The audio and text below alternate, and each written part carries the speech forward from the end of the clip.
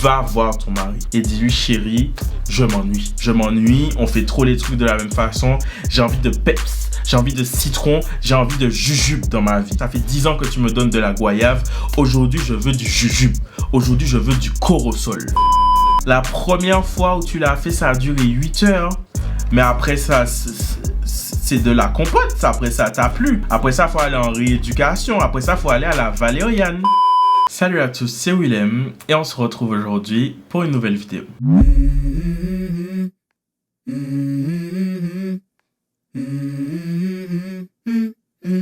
Let's go. Alors les gars, je suis très ravi de vous retrouver aujourd'hui pour une nouvelle vidéo. Donc je vous rappelle vite fait le concept, mais vous connaissez déjà. Vous m'envoyez vos confessions, je les lis. Et donc moi, oui, le juge, après avoir analysé la situation, je choisis si vous êtes coupable, non coupable, ou si vous méritez carrément la prison ferme. Alors, on va pas perdre trop de temps aujourd'hui. On va rentrer directement dans le vif du sujet parce qu'on a beaucoup d'affaires à traiter. Donc, à tous les retardataires qui y arrivent seulement maintenant, installez-vous s'il vous plaît. La séance va bientôt commencer.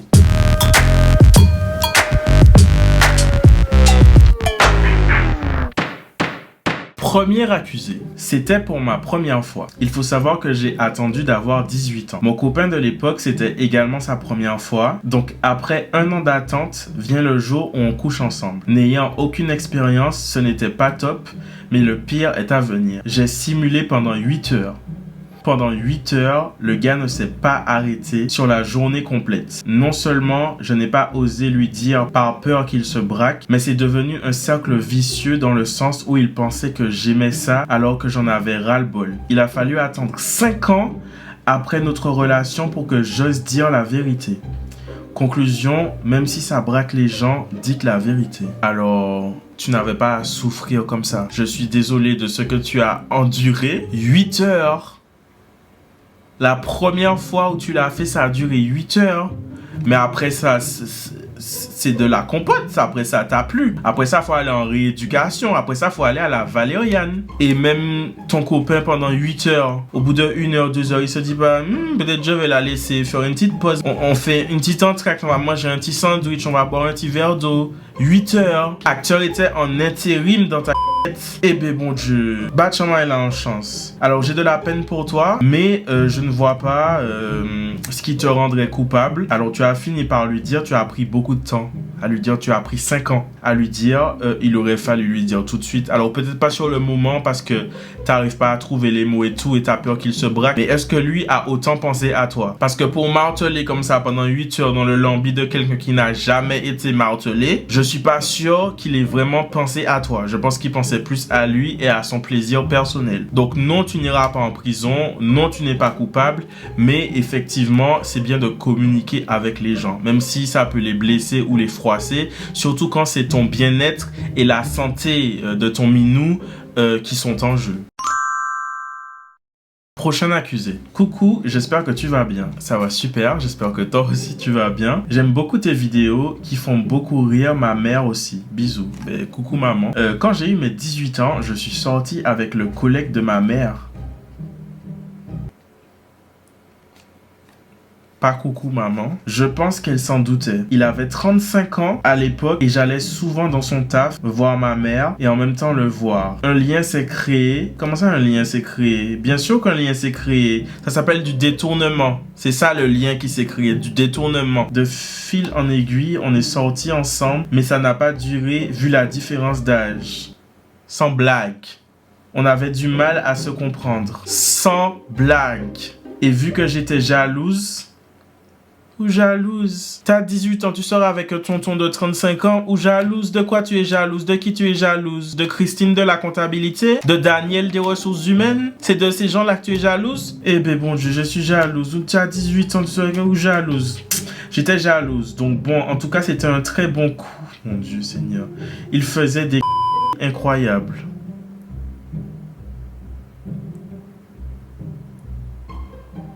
Vous savez ce qui me gêne dans ce genre d'histoire, c'est que c'est toujours la personne qui est victime. Parce que oui, pour moi, tu es une victime. Appelons un chat un chat. Tu as 18 ans, tu sors avec quelqu'un de 35 ans, tu es la victime. Tu as 18 ans. Ok, à 18 ans, on est majeur. Il n'y a pas très longtemps, on n'était pas majeur. On est au lycée, tout ça. Lui, il a 35 ans. Il travaille, il a un CDI, tout ça. C'est un monsieur. C'est un monsieur. Toi, tu es une jeune femme. Il y a pas longtemps, tu étais adolescente. Et toi, tu tombes dedans. Enfin, plutôt, c'est lui qui tombe dans toi. Et puis, ou content ça. Tu aimes ça et puis tu es jalouse en plus. Alors, vous connaissez déjà mon avis sur ces relations avec ces grands tontons qui sortent ou qui s'approchent des petites. Parce que oui, pour moi, à 18 ans, c'est petit. Surtout quand en face, c'est 35 ans. Et je ne le répéterai jamais assez, s'il vous plaît, parce que je sais qu'il y a des jeunes filles qui me suivent. Les jeunes filles qui me suivent, s'il vous plaît, quand vous avez 16 ans, 17 ans, 18 ans, machin, vous allez faire quoi avec des gens de 35 ans?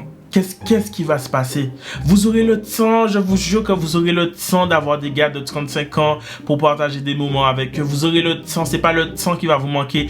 Profitez, bah qui ça, autres pressé, allez comme ça, et puis grand monde comme ça. Profitez de la vie. Bordel. Prison. Prochaine affaire, je me suis vengé de mes colocataires en frottant leurs brosses à dents dans les toilettes et j'ai remis les brosses en place comme si de rien n'était la veille de mon départ. Ça, j'aime pas. Je ne sais pas ce que tes colocataires t'ont fait parce que j'imagine qu'ils t'ont fait des trucs pour que tu puisses te venger d'une telle façon, mais ça se fait pas. Il faut pas négliger les infections. Le caca, la matière fécale et tout. Après, il suffit que quelqu'un ait un petit bobo à la gencive, il va se brosser la dent avec sa gencive qui a déjà un petit bobo, ça va faire une infection, la personne va perdre ses dents. Tout ça pourquoi? Parce que tu as brossé sa brosse à dents dans le caca. Est-ce que ça vaut le coup? Non, ça vaut pas le coup. Il y a d'autres façons de réagir. Tu peux injurier les gens, tu peux lâcher ta haine sur les gens. Pas de violence, pas de violence. On veut pas de la violence, on veut manger. On veut pas de la violence, on veut manger. Pour des raisons de monétisation, j'ai dû modifier les paroles de cette chanson pour ne pas que YouTube bloque ma vidéo, bien évidemment. Pour revenir à ce que tu dis, ça ne se fait pas. Je ne suis pas d'accord avec l'option de vengeance que tu as choisie. Je sais pas, tu aurais pu faire plein de choses. Tu aurais pu boire leur boisson qui est au réfrigérateur. Tu aurais pu mettre de la moutarde dans leur tube de brosse à dents. Tu aurais pu faire des petits trucs fun comme ça, mais le caca sur la brosse à dents, ça se fait pas. T'es coupable. Prochain accusé. Je suis en couple depuis bientôt 2 ans. Je l'aime, mais mon dilemme, c'est que je suis en manque d'argent. Il y a un monsieur qui m'a proposé de coucher avec moi en échange d'une certaine somme. J'ai succombé. Je suis tellement dégoûté de ce que j'ai fait, mais j'avais besoin de cet argent. Alors, il y a plusieurs choses que j'aimerais savoir. Je ne peux pas encore juger cette affaire parce que, tout d'abord, j'aimerais savoir une certaine somme. C'est combien? C'est combien une certaine somme? Non, parce que si c'est 1 million d'euros, on peut fermer les yeux, tu vois, on peut, attention, je vois pas Ray Charles, tout ça. Si c'est pour une somme dérisoire, non. Et ma deuxième question, c'est pour quelle raison tu avais besoin de cet argent? Est-ce que tu as besoin de cet argent pour quelque chose qui est vital? Genre, si tu payes pas la mensualité de ton prêt, on va saisir ta maison, on va saisir ta voiture. Il y a quelqu'un dans ta famille qui est malade, qui a besoin de beaucoup d'argent pour une opération et tu as besoin de cet argent.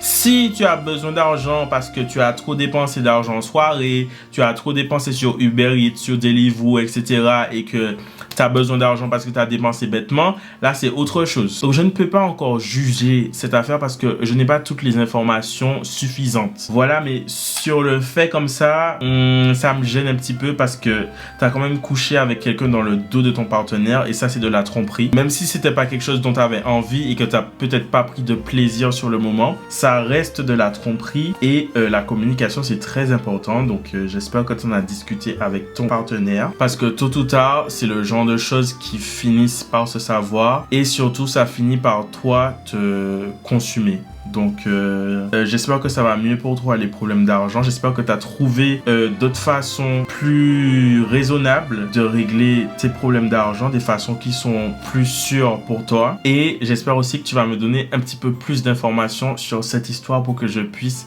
la juger correctement.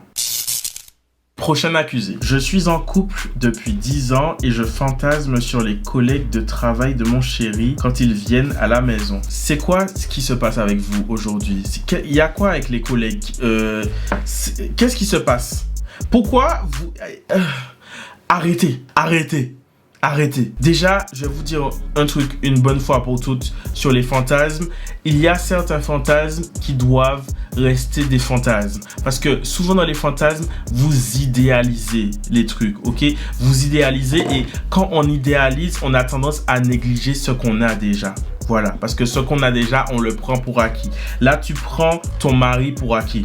Tu te dis, ouais, ça fait 10 ans qu'on est ensemble, je m'ennuie avec lui, je le connais par cœur, on se connaît par cœur, j'ai besoin de peps, j'ai besoin de ses nouveaux collègues, j'ai besoin de nouveautés. Alors, peut-être que tu as besoin de nouveautés, mais la nouveauté et la fantaisie ne doivent pas forcément venir de l'extérieur. Je te jure qu'on peut trouver de la fantaisie, de la nouveauté avec ton mari. Tu peux la trouver avec ton mari, mais pour ça, il faut en parler. C'est ça que vous n'aimez pas la communication. Va voir ton mari et dis-lui, chérie, je m'ennuie, on fait trop les trucs de la même façon, j'ai envie de peps, j'ai envie de citron, j'ai envie de jujube dans ma vie. Ça fait 10 ans que tu me donnes de la goyave, aujourd'hui je veux du jujube, aujourd'hui je veux du corosol. Et avec ton mari, tu vas voir que vous allez trouver des petites idées, des petits scénarios, d'autres façons, des escapades, il y a plein de solutions. Donc s'il te plaît, ton idée de fantasme dans ta tête, enlève.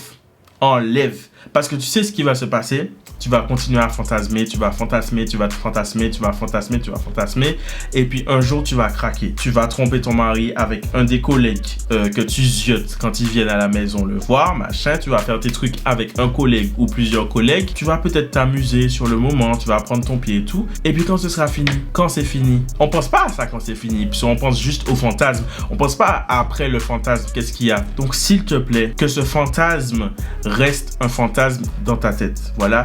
Tous les fantasmes, on n'a pas besoin de les assouvir. Va avec ton mari, parle avec ton mari et amuse-toi avec ton mari, ok? Ton mari est là pour ça, ok? Vous êtes mariés. Quand on est marié, c'est pour jusqu'à la fin. Donc tu vas aller avec ton mari, vous allez vous amuser, vous allez faire vos fantasmes à deux. Merci. Donc je te mets non coupable parce que tu as juste des fantasmes, tu n'as pas trompé ton mari, tu n'as pas eu d'affaires extra-conjugales et j'espère que tu n'en auras pas. Donc tu es non coupable pour l'instant, mais s'il te plaît, que ce fantasme qui est dans ta tête reste dans ta tête. Voilà, merci. Prochain accusé. Il y a 3 ans, je sortais avec une fille. Un jour, nous sommes allés au McDo avec son père, mais durant tout le trajet, on se chauffait subtilement. Entre parenthèses, quelques mains baladeuses. Arrivé au McDo, il y avait trop de personnes au drive, donc son père a décidé de se garer et nous a demandé ce qu'on voulait, puis il est parti. Entre parenthèses, grosse erreur de sa part. Pendant environ 10 minutes, on a fait ce qu'on avait à faire de justesse. On a failli se faire cramer. Il y avait des traces de sur les sièges qu'on a essuyé discrètement avec les serviettes du McDo et un peu d'eau. Je ne sais pas s'il a capté le truc, mais en vrai je pense que oui, car il y avait une ambiance et une odeur particulière. Après, l'odeur du McDo a bien caché, mais bon voilà. C'est l'âge pour faire ce genre de bêtises, y a rien de bien méchant. Après, ne tâchez pas la voiture du papa. Voilà, il y a des endroits qui sont faits pour ça, il y a des lieux qui sont faits pour ça. Faites attention, on peut faire des petits machins, tout ça, mais c'est pas la peine d'aller au fond des choses et d'aller à la fin des choses. Donc, il n'y a rien de bien méchant dans cette histoire. Tout le monde est consentant. Donc, pour moi, vous êtes non coupable. Prochain accusé. Bonjour Willem, pour commencer, je tiens à te dire que j'aime beaucoup tes vidéos. Merci beaucoup. Ma confession est que je me en regardant du porno. Ok. Et moi, je bois de l'eau dans un verre. Prochain accusé. Quand j'étais au primaire, je venais souvent avec du sirop de grenadine. Un jour, quand j'étais malade, un camarade qui avait l'habitude de m'harceler voulait que je lui donne du sirop de grenadine. Pour me venger, je lui ai craché dans la bouteille. J'étais content de mon acte car le lendemain, il était malade. Il a raté 2 semaines de cours et moi, je n'avais plus personne qui me harcelait. J'ai répété mon acte plusieurs fois dans l'année. Il était souvent absent. Il a fini par redoubler le CM1. Il n'a jamais su que c'était à cause de moi qu'il était souvent malade. Des fois, je regrette car je me dis que c'est de ma faute s'il a redoublé. Je lui ai pardonné avant sa mort. Mon camarade est mort dans un accident de voiture et j'étais triste. La morale de l'histoire, ne faites pas de méchanceté à des gens qui vous en font car un jour, vous l'aurez sur votre conscience. Je m'attendais pas à ce final-là dans ton histoire. Alors, effectivement, la première fois, si c'est quelqu'un qui te harcèle, je peux comprendre que tu aies eu envie de te venger. C'est pas bien de faire ce que tu as fait et tout, mais je peux comprendre. Après, une fois, ça suffit. T'étais pas obligé de recommencer à chaque fois. Bon, après, malheureusement, il est décédé, mais c'était un accident de voiture, c'était pas de ta faute. C'est quand même horrible. Je t'avouerai que là, t'as un petit peu cassé l'ambiance de cet épisode, donc je sais pas comment te juger. Là, je suis gêné. Du coup, je vous propose qu'on passe au prochain accusé. Prochain accusé. Un jour, lors d'un cours de sport, on faisait du canoë-kayak dans la mangrove du grand cul-de-sac marin. Mon professeur de sport était raciste. Il essayait toujours de nous diminuer face à ses compatriotes qui avaient la même couleur de peau que lui. Un jour, il m'a fait plein de remarques. Il m'a dit « Mon petit gars, tu es un vrai antillais. Vous fichez rien, bande de paresseux. » Quand il m'a dit ça, j'ai vu rouge. J'ai raconté ça à mes camarades et on s'est organisé pour frapper notre professeur avec une pagaie. On lui a donné des coups de pagaie et fait couler son canoë-kayak. Nous avions un complice qui se chargeait de sa sécurité. Notre professeur était complètement sonné. Il n'a jamais su qui étaient les élèves qui l'avaient frappé. Il n'a rien dit au rectorat car il avait honte. On voulait vraiment lui donner une leçon. Un an après, on apprend que ce porc a eu des jumeaux métis avec une de ses élèves de 4e. À Skip, elle a été... Quand j'ai su ça, j'étais satisfait d'avoir foutu des coups à ce vieux raciste. Je sais que c'est un sujet sensible, mais je n'aime pas les injustices. Il y a trop de couches dans cette histoire, il y a trop de trucs, donc je vais essayer de me concentrer sur 3. Voilà, je vais essayer de ne pas me concentrer sur le professeur en question, je vais me concentrer sur 3. Est-ce que toi, tu es coupable ou pas? C'est dangereux quand même, je comprends, on condamne les propos racistes, etc. On est fatigué, on a la flemme, mais attention, parce que ça peut se retourner contre toi. Tu vois, genre si le professeur avait décidé de porter plainte, c'est lui le raciste, mais c'est toi qui serais allé en garde à vue parce que c'est toi qui l'as frappé devant la police. Qui est-ce qui serait en tort? Donc parce que vous êtes mis en bande pour frapper le gars, même si, bon, vu ce que tu me racontes, il méritait, mais je condamne la violence. Ok, à tous les gens du gouvernement qui regardent cette vidéo, Babylone qui regarde cette vidéo, voilà, les services d'écoute français, je condamne la violence, je condamne Siri, je condamne la violence, je condamne Alexa, Google, je condamne la violence. Vous avez entendu? Willem condamne la violence. Pour pas dire après, ouais, Willem n'a rien dit. Willem condamne. Donc comme je condamne, tu es coupable. Et c'est ainsi que s'achève cette nouvelle séance du tribunal de Oui Oui. J'espère que vous avez été en accord avec les jugements que j'ai donnés. C'était très dense. Aujourd'hui, c'était très dense. Il y en avait pour tous les goûts.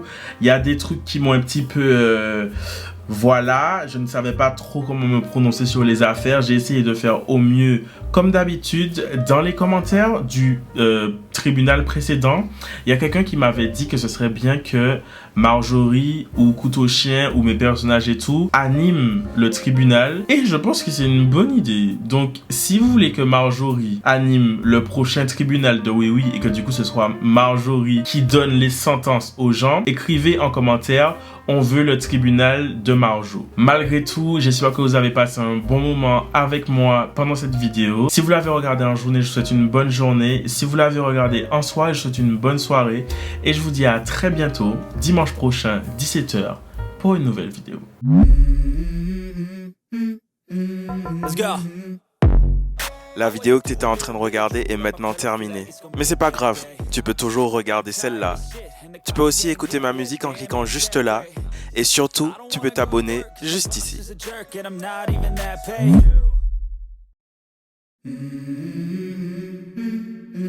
Let's go.